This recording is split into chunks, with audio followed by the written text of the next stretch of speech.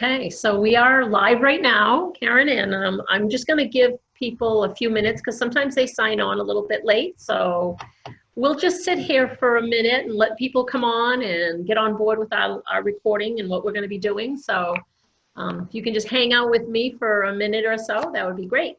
Sounds good. All right, so we'll wait until probably a minute past or so because people will. And it's recorded, so if they miss a little bit of it, they can always go back and I believe they can go to Facebook and it's recorded there and then it sits there so they can always look at it. So, yeah. So we'll give them a few minutes and get your coffee ready and. I got my coffee ready. It's almost know, gone though. I know. You know, I tell everybody, I don't care what you have in your cup.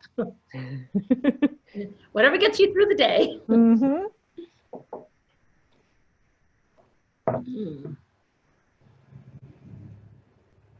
So it's 2 o'clock right now. I'll just give them just a little bit to sign on and then we'll start and people can, from that point, just jump in and see what's going on here.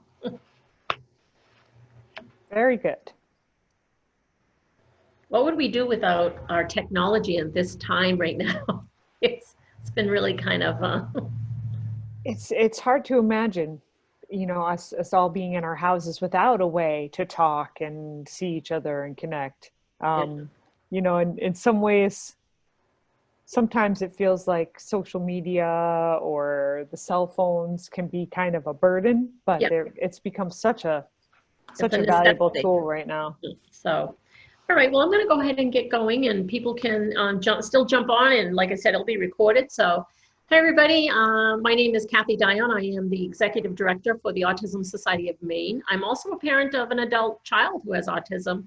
So I have that lived experience. And every Friday, we've been doing Coffee with Cathy, and I've been having guests on lately. And today, Caryn Husman is going to join me. And I'm going to let you introduce yourself, Caryn. Sure. Hi. As Cathy mentioned, my name's Caryn Husman. Currently, I'm in a role working at the University of New England. And actually, I've been with UNE for a long time. For many years, I worked as an occupational therapist in the Saco-Biddeford area, working with kids, all different kinds of kids, but among them, a lot of kids who have autism, all the way from preschool age kids up through high school. So, so I've had a variety of experiences, and I hope that I can give you some ideas and tips and tricks today to help you get through this next period of time, however long it is, while you're home with your child and your child is home and not getting possibly the OT or not getting OT in the same way that they're used to getting it. Yeah. So thanks, Caryn. One of the first things that, when I was thinking about parents being home is their responsibility has shifted from just being mom and dad to now having to be, I got to be an occupational therapist. I got to be the speech and language. I have to be the teacher, and it's really a difficult for families who have to assume all those roles. So I was thinking, God, it would be nice to have ways for families to do things at home and have some techniques. So I know you have a lot of great little ideas. So I'm going to let you start do you want to start by talking about kids who might have some is it regulation that you want to get into? Or? Yeah, sure. Well, first of all, I want to say that it's such a challenging time for everybody, particularly families, parents, moms and dads. And if you have a child with special needs or a child with autism, that just adds a whole nother layer. And, people spend their whole lives going to school and then learning techniques and going to workshops so that they can be really effective practitioners to work with kids and kids who have autism in particular. So you can't do it all overnight. You certainly can't do it all overnight. And I think we all need to give ourselves a little bit of a break as we move forward with this next period of time and do the best that we can. That being said, I have put together some tips and tricks, and I hope that they're things that you find helpful. And if you have any questions, feel free to just drop them in the chat box, and Cathy will send them over to me.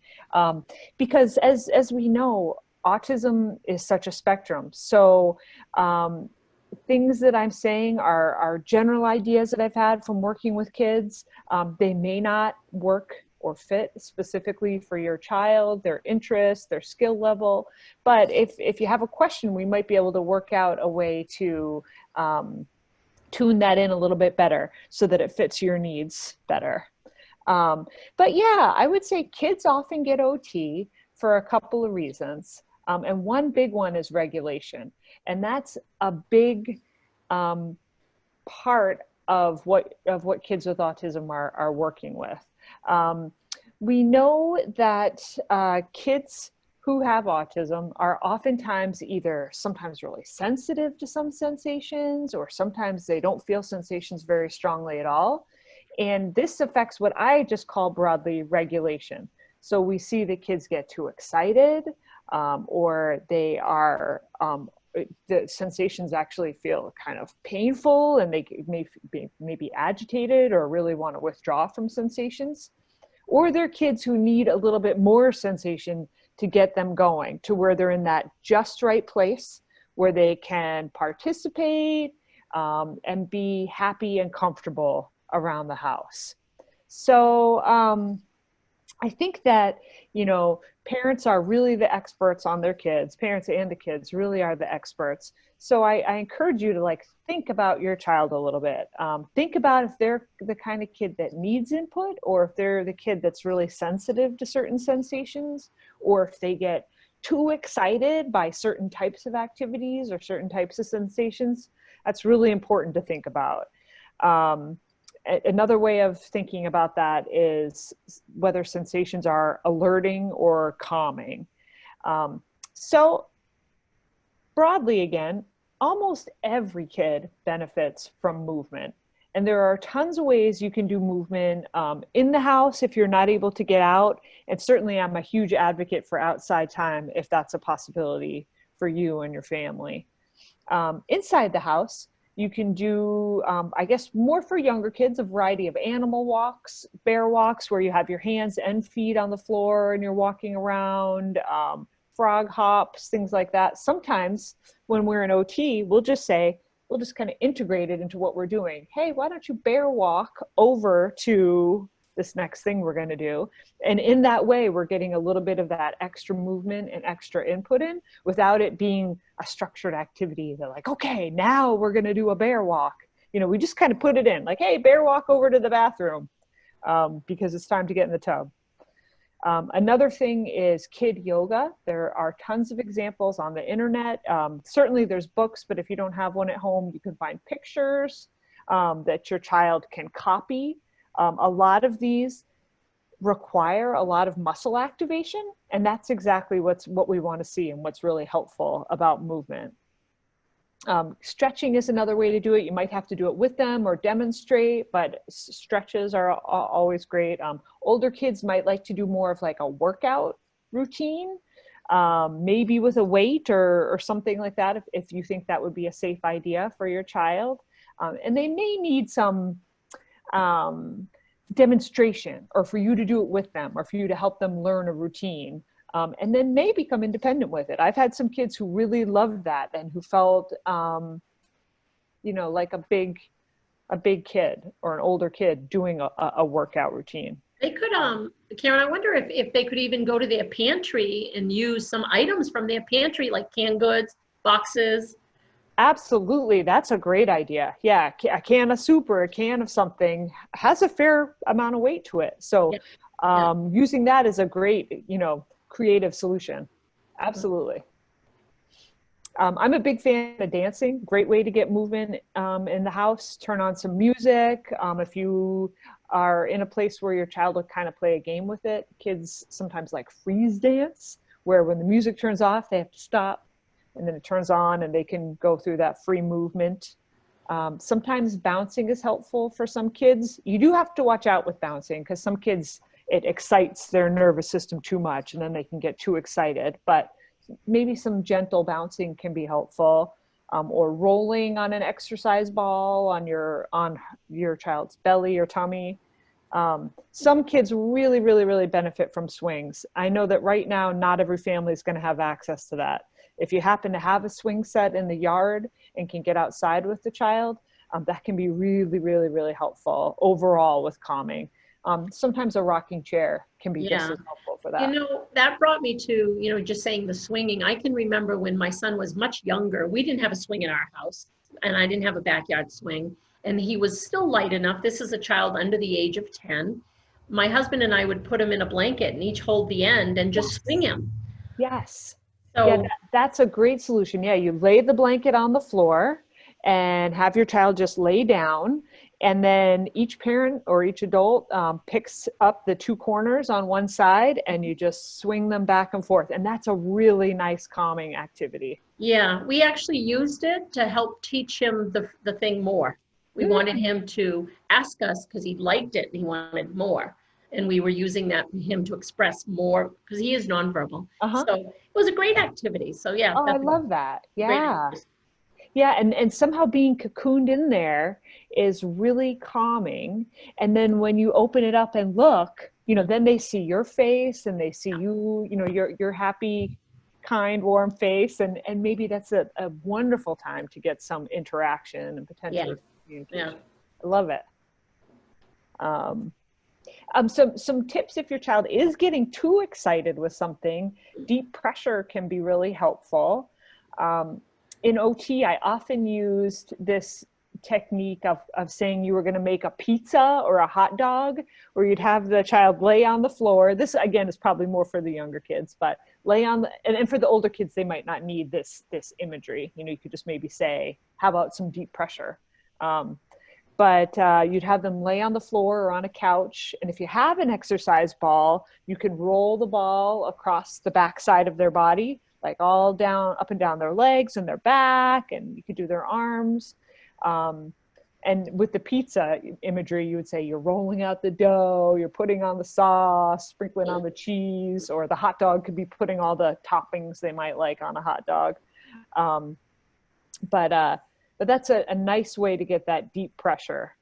Sometimes bear hugs work just as well, or some kids really like it and they'll just want pressure on their shoulders if you offer it to them. You don't ever want to restrict the child. You're not trying to hold them, but just giving their body that sensation of pressure is really, really calming. Yeah, we just had somebody, Jennifer just said that she swings her son in a blanket, and he's 3 and he loves it. So that's wonderful, Jennifer. Families do come up with their own little things. So all the tips we can share, it's great.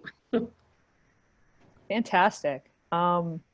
So some other calming things are quiet times and pillow. Like if you have a bunch of pillows that's okay to use to lay in, that will also give that feeling of pressure and being kind of cozy, nested in, and that can be really calming to the nervous system.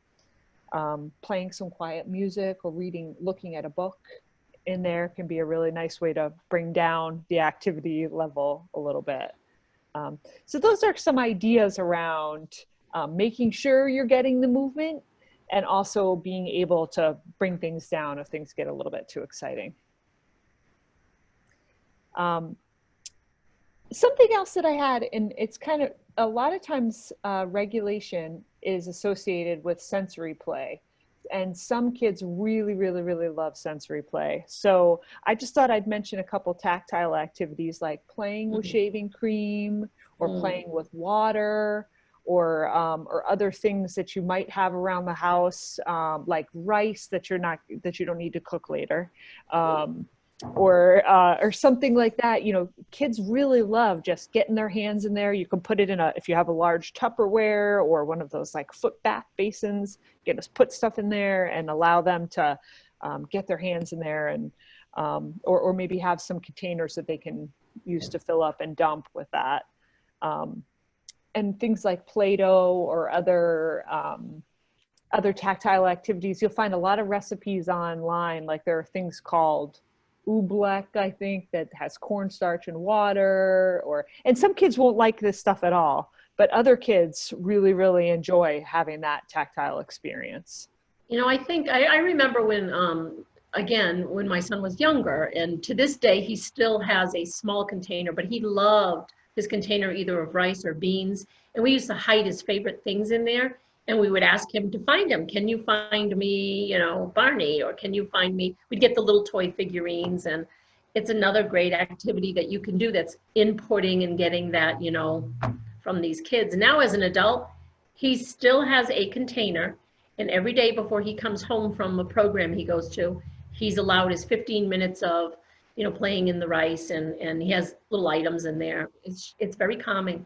Yeah, very soothing. It makes me think about how many of us enjoy playing with sand, or how some people do the sand, the Zen kind of sand drawing, and that's really calming for a lot of people. Same thing for our Yeah. kids. So, Yeah. so those are some really nice sensory activities that you could try at home. Before I go on, I also wanted to mention that habits and routines are so important for our kids. Mhm. And we're all completely outside of our habits and routines right now. If you're like me, you're trying to have some semblance of the routine that I set up for my life. But I think that's really, really hard on our kids. Mhm. And many of them don't want to do schoolwork and OT work and things like that at home, because that's not where you do that. Home is for Right. relaxing. Home is for doing home stuff, not work stuff. And we recommend that if it is that you have a child that doesn't understand the home and the school, and I'm home and I don't do schoolwork at home, then you have to set up a place that is schoolwork based. So this is the table that we sit at. We need to do work here, and when we have a break or something, we don't use this table. We can go someplace else. I think that helps distinguish for that child. Work is here, and everything else is home or relaxing. That's a great idea. Yeah, schedules are also sometimes really helpful for that kind of thing. And depending upon your child, whether they like the structure of a specific time of day or hours, or whether they can use a first then kind of situation. First, we're going to do this, and then you can have a choice, or first we're going to do 3 activities, and then you can have a choice. Another thing that can be really helpful is to set up kind of a work box. It has all of their work activities in it, maybe stuff that you've received from school, and maybe some other things that you might want to put in there for things like fine motor skills or things like that.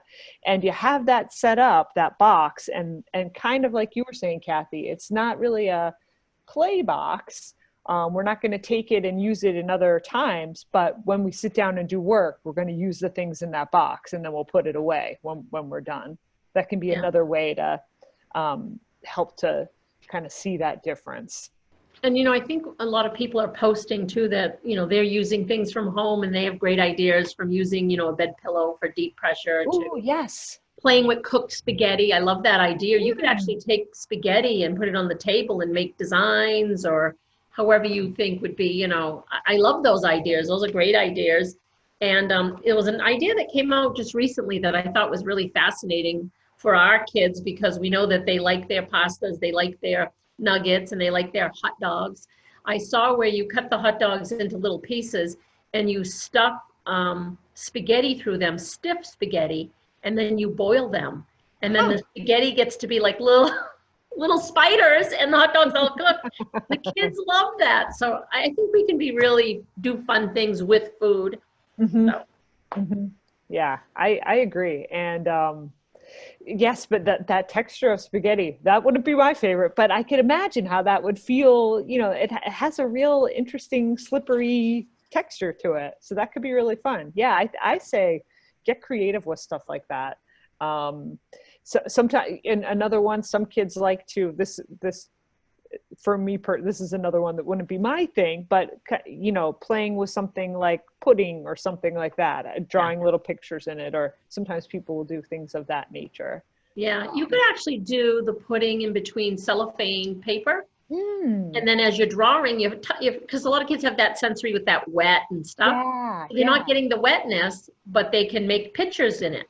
Yeah, so you'd put a piece of saran wrap or cellophane down, put the pudding on top, and put another layer. Yes. Yeah, and then it's almost like a Etch-a-Sketch kind of thing, where it makes a little line. Yeah. Yep. Love that. And there even even though they're not getting the wet, there is a certain tactile quality to that, of the Yeah. way it feels underneath the saran wrap. Yeah, I think they're all great ideas. Families are coming up with some good ideas, but I think this is a great platform to share all these ideas. And Yeah. it is kind of nice to know. And the society has, we developed a page, it's a family resource page, and Tara will post it in the chat box so people can go to it. But we get so many ideas that every day we're posting 2 to 3 new ideas that we've received. So families will have such good choices, whether it's a craft they're doing, whether it's an educational piece that they're looking for. So just throw that out there. Yeah, great. Awesome. Well, I'll say that another big thing that kids often are getting OT for is fine motor skills, right? Like that's a big piece that, and one of the bigger pieces that's potentially harder to work on at home, because kids may, sometimes I think as an OT, I was often trying to find fun ways to work on fine motor skills, because everybody wants their child to be able to write, or to write neatly, but sometimes kids really don't want to work on that kind of stuff. I mean, absolutely, I think that for some people there's a time and a place to work on it, but there's also a lot of other things that you can do that address either strengthening or developing the muscles of the hand, working on pinch, and the way that we use our fingers together, or basically working on kind of the coordination of the whole hand as it works together. So there's a lot of ways to do that, and a lot of ways, just like those sensory stuff, the sensory activities and ideas that people were sending in, there's a lot of really simple, creative things you can do just with stuff at home, little objects that you might already have around the house. So some little ideas about that. And again, I think this is another place where you could set up a bin of fine motor type supplies. And if what you're hoping is that you want to have your child do some fine motor practice as part of a school or work day, you might be able to have this box, it's the fine motor box, and that they spend a certain amount of time with it, or they choose an activity from it, or they do a couple different activities from it. That could be one way that you could structure it, so that they hopefully do a little bit more than they might have otherwise wanted to do. So another tip, just broadly, is some kids like to race, or some kids like to time themselves and see how long it took. So those are other ways too that you can help motivate your child to do something fine motor wise that they might not be as excited about. But for things around the house, you can use things like kitchen tongs or clothespins or tweezers to pick up little objects, whether they're beads or other random little things that you find around the house. That's a really great activity, again, because you're working on that pinch, and you're also working on them using their hand and their eye together, and the timing of picking it up, and then you can have them release it into something with the tongs. And if they're little, they might be releasing it into a big something big, like a big bucket or something. And if they're older, you might be using a bottle or something really small, where they have to be really precise about getting it in to that, picking up a little bead with a tweezer and putting it in a bottle. That would be a much more challenging one than using big kitchen tongs to pick up a bigger object and put it in a pot or something like that. But that's one example of something we'll often do in OT to help develop that grasp. Another idea that comes to mind is like coins. You can use actual real coins, or if you have any little poker chips around the house, or other things like that, play crackers, things like that. And then finding a way that essentially you're putting it into a slot. Sometimes people have done this. You may have an actual bank lying around that would work for this, or other times people have taken like a coffee can and cut a little slit in the plastic top, and now you have a bank. And there's a lot of ways to make this activity simple or harder as well. So if you're using bigger coins, that's obviously easier. You can hold it up and the child can just pick it up and put it in. The smaller and smaller the object gets, the harder it is to manipulate. So that's a good way to make the challenge more. And then other things too, if you put it on the table, or if you put the coin in the palm of the hand and then they have to work it down to their fingertips and then put it in the slot. Those are all ways that you can make it more and more difficult. Maybe doing it, if you're really getting challenging, doing it without looking or something like that. But even just picking things up and putting them in, again, it works on that grasp and the visual motor skill. So you're still working that in, even though it doesn't seem like a big activity. Another kind of classic OT activity is to put small objects into Play-Doh or some other kind of resistive material. So hiding little beads or little Barney figurines or whatever you have that'll be motivating for your child, is to put it in there and have them use their fingers to have to stretch and pull at the Play-Doh or putty or whatever you have to pull the objects out. And this is working on hand strength and grasp, which are all precursors to using your hands really, really well. Puzzles, even though it doesn't necessarily seem like a puzzle is a huge fine motor activity, you oftentimes have to turn the piece, spin it around, so you're really manipulating it. So even just a puzzle is a great way to continue working on fine motor skills. Legos are fantastic for fine motor skills, and luckily so many of our kids really like them. They can just play with them free form. They can try to actually make a make a set, or you can make some simple buildings yourself and then have your child try to copy it.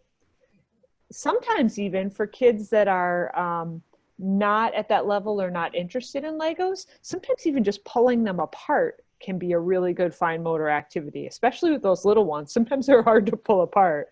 So you could make a little building and have them kind of pull it apart. And if you wanted to get really big, you could categorize the colors, put the yellow over here and the blue over there and the red over there. They could pull apart and put them in piles by color or by shape. By shape. Yeah. Mm-hmm. Yeah. So there's lots of ways you can kind of build in other kind of school type tasks in there as well. Yeah. I love using spray bottles for hand strength. If that's okay with you, if that's something you're all right with, your child using a spray bottle, I think that's a great way to get that resistive force. Ways you can do that, well, I mean, you could have them help you clean the windows. I don't know if they want to do that, but you can put some food coloring on a paper towel and spray the paper towel so that the color kind of drifts or drips and shifts down the paper towel. That can be fun to do. Or if you have any sidewalk chalk, you can go out into the driveway or the sidewalk and do some drawing and then spray it away. It can be kind of fun. Or if you have a chalkboard at home by any chance, not many of us do anymore, but if you could draw on that and then spray it away, sometimes that can be a motivating way to work on a hand strengthening activity. Another hand strengthening activity is using Play-Doh. I mentioned pulling objects out of it, but then you can also roll snakes with it and put those snakes into different shapes, like making circles, making triangles, making squares. If you have a plastic butter knife around the house, you could have the child practice kind of cutting little pieces of the Play-Doh, cutting different lengths, things of that nature. Again, that's a different kind of grasp. That's not your typical pincer grasp or grasp for writing, but it's a power grasp. And it can be really effective to have kids practice using their hands in these different ways. We used Play-Doh for learning how to use a fork and a knife by making shapes and then using the fork to hold it and then having a knife. So yeah, that's kind of how we did ours too. So that's really neat. Yeah. And I have a question somebody put on Facebook, so I'm going to read it if you don't mind. And Great. it's coming from Mary, so thank you, Mary, for asking the question. She has 2 grandsons with sensory processing disorder. Ages are 10 and 4. The 4-year-old is currently receiving his OT services through the video conference, and it's, you know, going pretty hard. He isn't enjoying it like he did in person, and he is objecting to it. Any suggestions to make it easier for him to benefit more from his session? That's a really good question. I know and this is, I think, where some families are struggling because everything's telehealth and, Right. you know, video. And we just had this conversation this morning saying that we know there's children on the spectrum that just has a very hard time with anything telehealth. Yeah. Well, you know, in a lot of ways, this whole Zoom and telework, it's hard for all of us, right? It's just not the same. And in my experience, for me, the power of working with kids has been to have them face to face and to really be able to just be right there with them and do activities along with them. I think that's been a really powerful thing. And so the first thing I'm wondering is whether the OT could potentially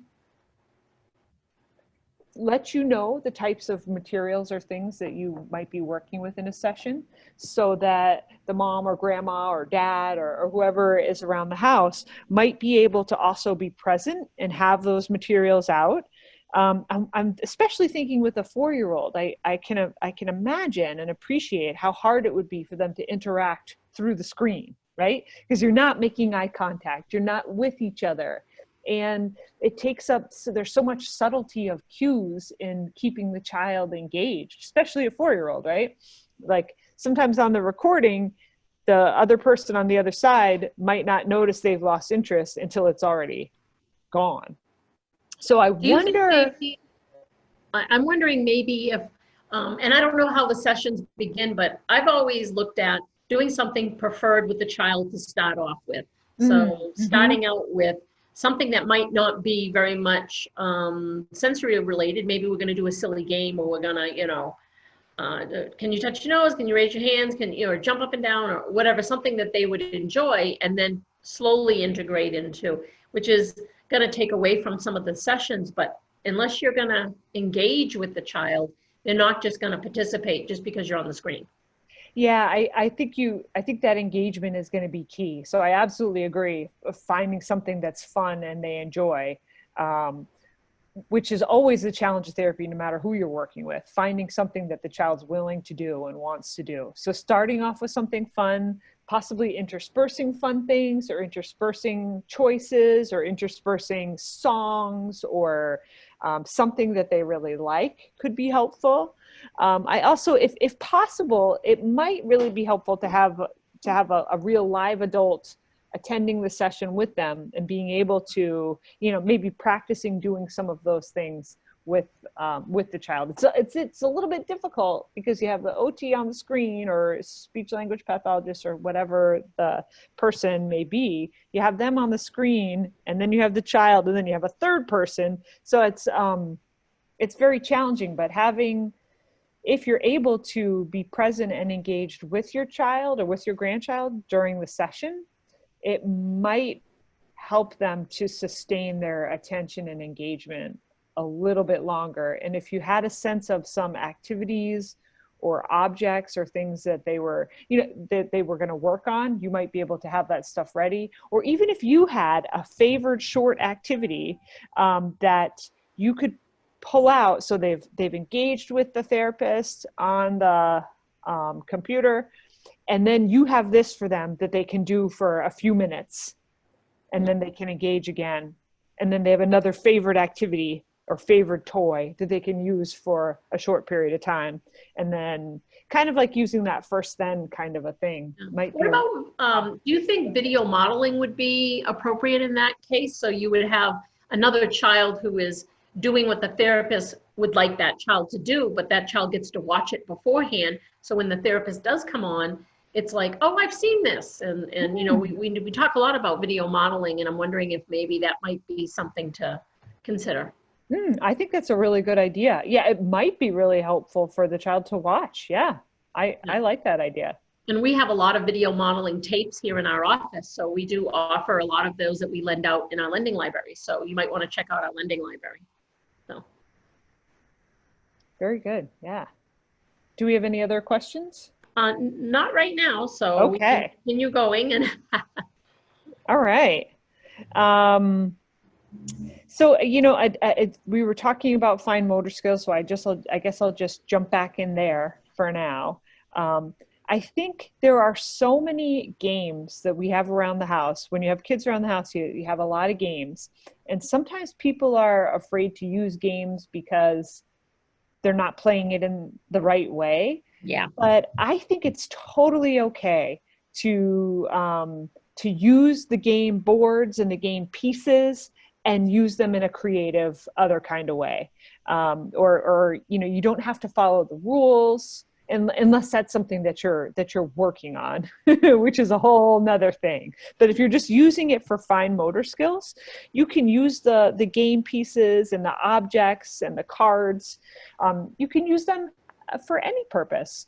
Laying things out, stacking things up, putting things in holes. All of those things are helpful ways to work on fine motor skills. You know, and I love that idea, Caryn. One of the things that comes to my mind when you're talking about the game pieces is how many families right now are probably going through things and throwing things out because they don't have all the pieces. I would never throw out the pieces. The pieces I would put in a jar and start collecting those pieces because they're going to come in handy when we're trying to do certain things that we don't have this. And wouldn't it be nice to have the little tiny nubs that we have to count up? Or wouldn't it be nice to have the Monopoly little people? And, you know, however it is, I would collect them and keep them. Yeah, you know, that's a great idea because, you know, whether we were talking like about some of those other ideas about tongs or tweezers or sticking things in Play-Doh, sometimes finding those little objects or finding the right little objects for these things, or maybe objects that that kids don't, you know, care about. It's not their favorite little object. You know, it's just something kind of interesting and new that they haven't seen or played with in a while. They can be really motivating or at least interesting and different. So I absolutely agree. I think that's a fabulous idea. And we also, you know, if you start looking around your house, you know, you have lots of little things laying around that can be used for stuff, from paper clips to bottle caps to coins to little beads. K-cups, empty out the K-cups of all the coffee you've been drinking. Yeah. Those can come in handy. I'm glad to hear someone has found a use for them. Yes. But you know what, you bring that up, K-cups. You know, you could stack K-cups. You could kind of build with them. You could tape is such a wonderful fine motor activity. It sounds so silly, and you have to have some that you're willing to spare. But Scotch tape or clear tape, it's such a wonderful, you know, you have to use two hands for different rolls, and you have to pinch it pretty hard in order to cut it on the little, you know, little teeth. So you could potentially let your child, you know, use a roll of tape or a couple pieces of tape and tape the K-cup to thing. You could trace the K-cup. If we're, you know, I have a couple pen and paper kind of ideas too, but so kind of jumping ahead, but you could, you know, be tracing the circles of the K-cup. Again, that's two hands, one of them stabilizing and one of them tracing around. That could be your bank where you put the little slit in, or the little, you cut the little hole in the top of the K-cup and be pushing stuff through there. Or using it to collect the little objects, or all kinds of, when you start to get a different perspective on some of the little items that are just like laying around in the corners and crevices of your house, you can find that a lot of things can be used to work on the hand skills. for sure.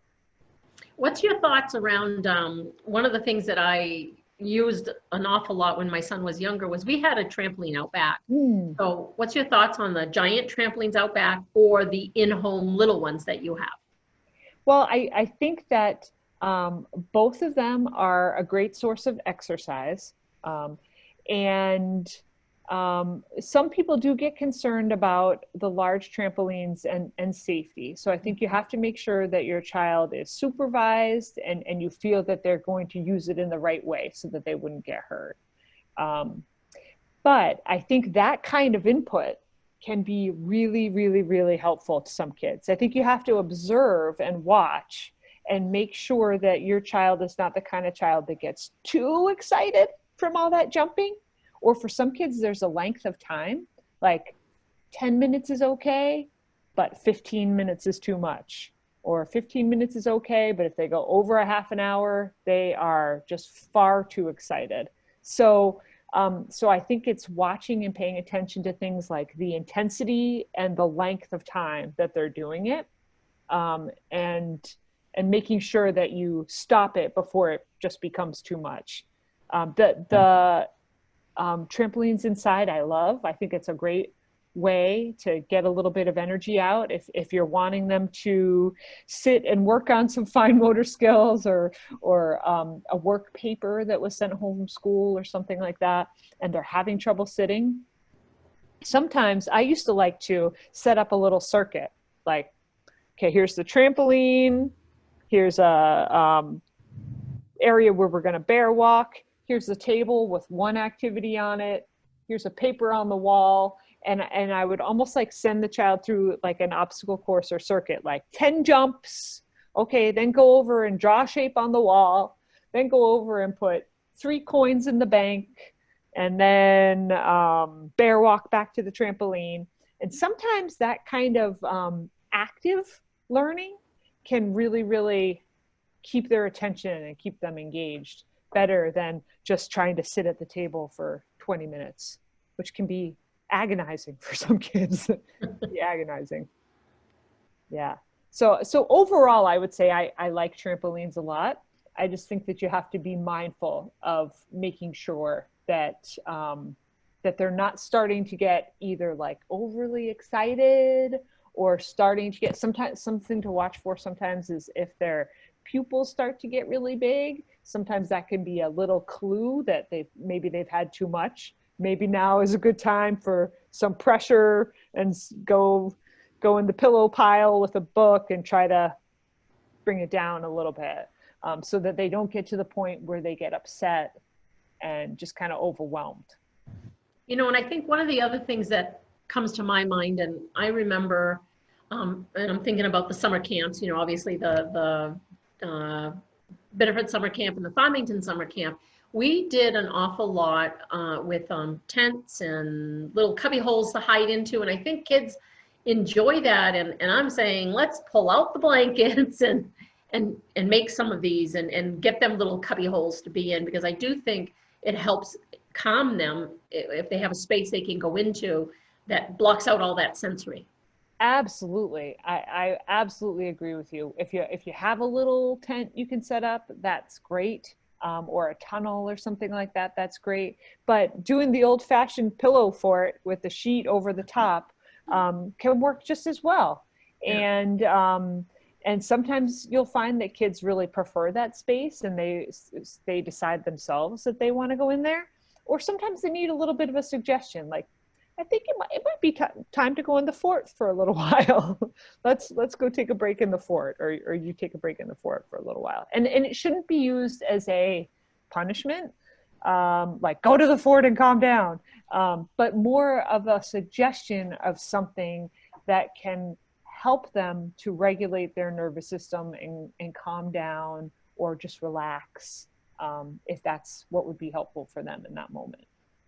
And then the other thing I think about too is we've had a lot of families talking about their children and not being able to sleep at night. And I think it's a lot of stress, and they're hearing a lot of things, but you know, a lot of the times we're not realizing how much they truly are hearing, because we have the news on and there's so much talk about, you know, people who are, who have the virus, people who are dying. So I always look at limiting the television time of that, and then also the screen time, because that can really keep the kids up. So shutting their screens off at least an hour before they go to bed. Yeah, I mean, there's a lot of evidence that for all of us, the screen time can interfere with our sleep. And I absolutely agree. I mean, I know that we're all pretty connected to our devices, and a lot of people have a routine of watching a show or a movie before bed. But it really is best. There's a lot of evidence that people need a break from it before trying to sleep. And that includes games, that includes all kinds of things on the laptop or phone. It's really best to limit it. And then again, you can put, you know, think back to some of those calming sensory things too. If you're finding that your child is having trouble sleeping, thinking about doing some rocking, doing some deep pressure, maybe doing some deep breathing, and having a little bit of a bedtime routine. I'm imagining that you could, if you could get them into bed, and then you could give them pressure on their body, like kind of going down their arms and their legs and trying to help them breathe a little bit deeply. And maybe even going back to things that might have, you know, I'm imagining older kids that might have enjoyed a book before bed in the past, and it might feel like juvenile or young for them. Something like that might be really helpful right now. Just to have a soothing, you know, have a parent read in a calm voice while the lights are low and they have a heavy blanket on them, or just gotten a little bit. Sometimes hand massages can be really calming. You know, you can rub their hands or rub their feet a little bit. Establishing some kind of an extra soothing a bedtime routine could be really helpful. I almost said bath time routine, and that makes me think too that now, again, not every kid, some kids get excited in the bath. They play and they splash and it's exciting. But for some kids, a bath or a shower could be part of a calming bedtime routine as well. So I think paying extra attention to that right now, if your child is having trouble sleeping, could be some help. Yeah, no, I totally agree with kids are more calm when they go back to something they were used to. So if you can revert to something that was very comfortable for them, it might have been a story you used to read and then they outgrew it. But if you bring that story back out, something will trigger with them, like, and it's familiar, it's calming. And I do see kids really responding to something that was very calming for them that can really come back and be big right now. So. Yeah, I know that sometimes parents of all kids are afraid to go back to other things. They feel like, you know, their kid should be more mature than that, or something. But I think especially during challenging times, going back to things that are soothing and familiar, and sometimes even a little bit younger than you're used to. I think for all kids, going back to something that is easy and comfortable can be a source of kind of relaxation and comfort. Yes, I have reverted back to coloring. So yes, we all do things like that. It's just so relaxing, and putting in the right colors and coloring in the lines. And I don't know, I just find as an adult, I even need that. So yeah. Mm-hmm. Absolutely. Yep. I've been doing a lot more of those kinds of things too. A shower before bed, you know, just reading or something like that to help soothe me so that I can sleep better. Mm-hmm. So we're coming up on 2:48. So we're still taking questions. If anybody does have something, please put it in the chat box. And Caryn, do you have other suggestions on topics, or where you've done your list? I lost place where we were.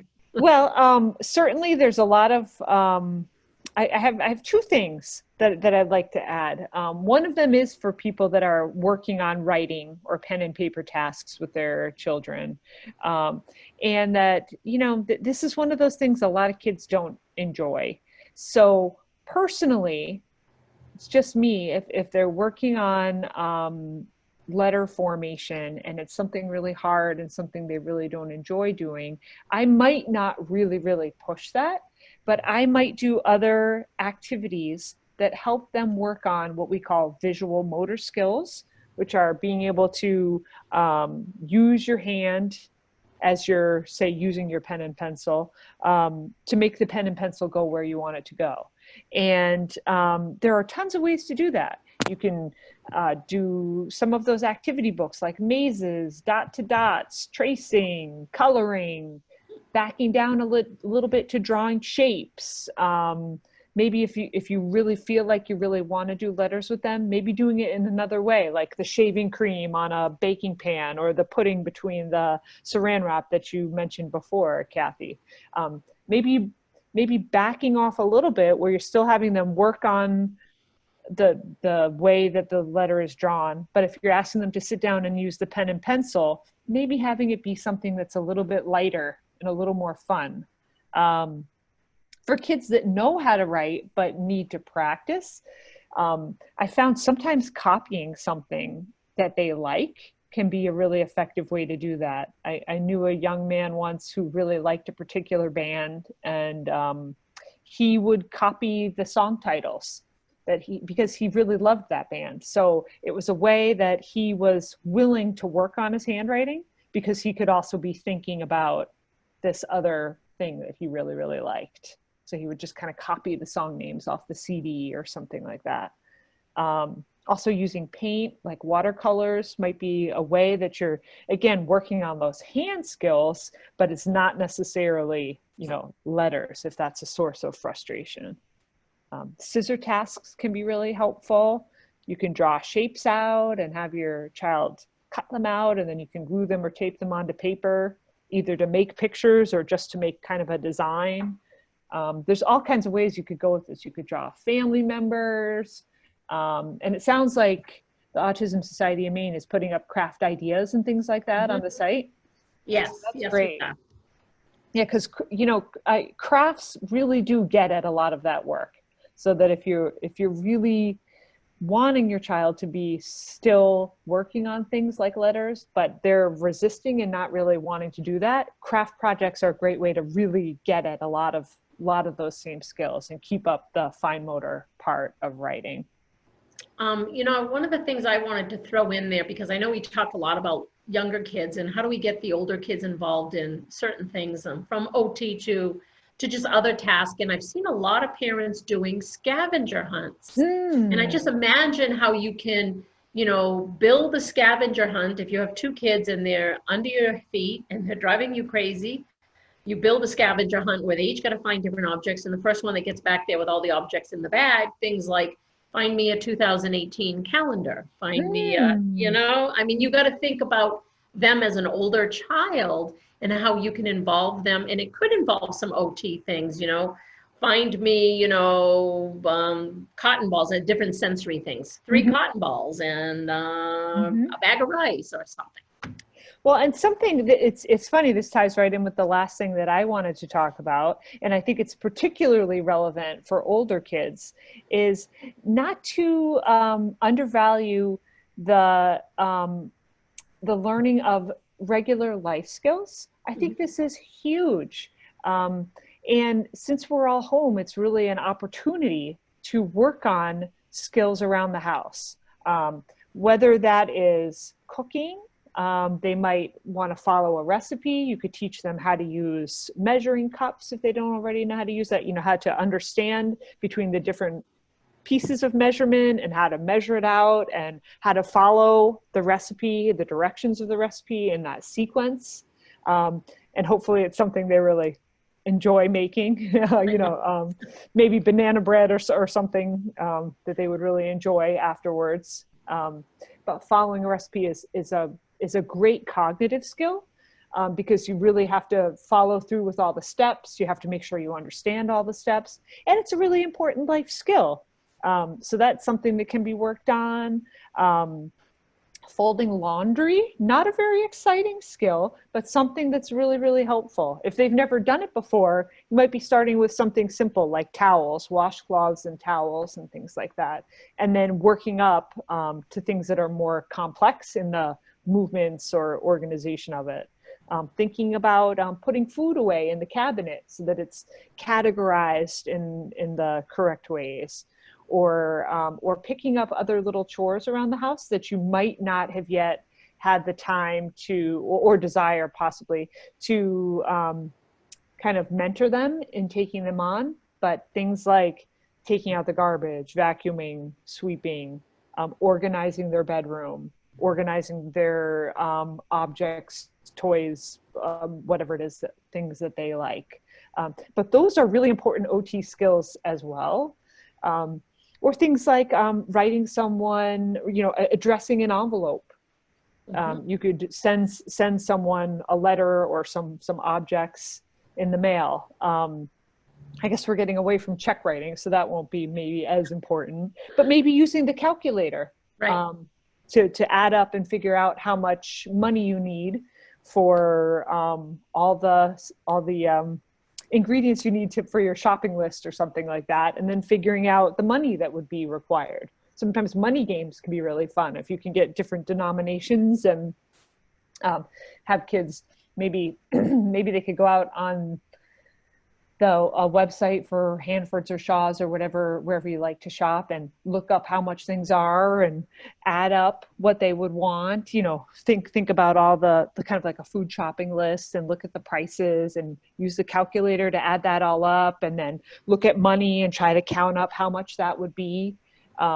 Those are all really fantastic skills. Some kids really like them. Other kids are not quite as excited by that.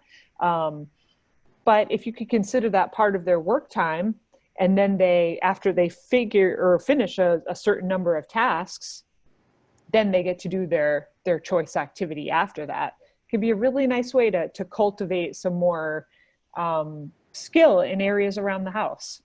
Or they could even, now that you're talking about that, some of the things that I think about when we're trying to motivate children is have them find an item that they really would like and seek out the price of it. And that's how you can build towards this. You're working for mama or daddy to buy this for you. Then we need to accomplish this throughout the week to get that one item. So, they're great ideas that people can use. And we're coming up on almost 3:00. And do you have some final thoughts, Caryn? Or I haven't had any more, I think, questions come in, but I know Tara has been posting an awful lot of links to many different things that as we're talking, she finds things, drops them in to the chat box so people can click on them and have all these. And again, this is recorded, so this is going to stay on Facebook. Fantastic. Well, I'm just wishing everyone well and thinking of you and your kids, and hoping that that you're all finding things to keep yourselves engaged and happy and calm, and that we can all look forward to a time when we can all be together again. Yeah, I totally agree. We are in a time when families just, nobody saw this really coming, and certainly not to the extent of what we're seeing right now. So we know that the upcoming months are going to be pretty hard for families, where school is not going to be back in play until September. And I'm hoping, I really am hoping that by September, we will have somewhat normalcy where we can gather, and maybe not to the extent of what we were doing, but I just hope that for families, because they're going to need that, and they're going to need support, and the society is here for these families. We will help with, if you want to put a picture schedule together to help get your child through the day, whether it's OT time, whether it's, math time, reading time, reach out to the society. We have the PECS program, and we are doing schedules and shipping them out by the mail. They'll all be laminated for you. So please, utilize us for that too. So thank you, Caryn. It was really nice to have you. And I'm so glad that you got to talk to some of the families doing some OT in their home. Great. Thank you so much, Cathy. Take care. All right. Thanks. Bye. Bye.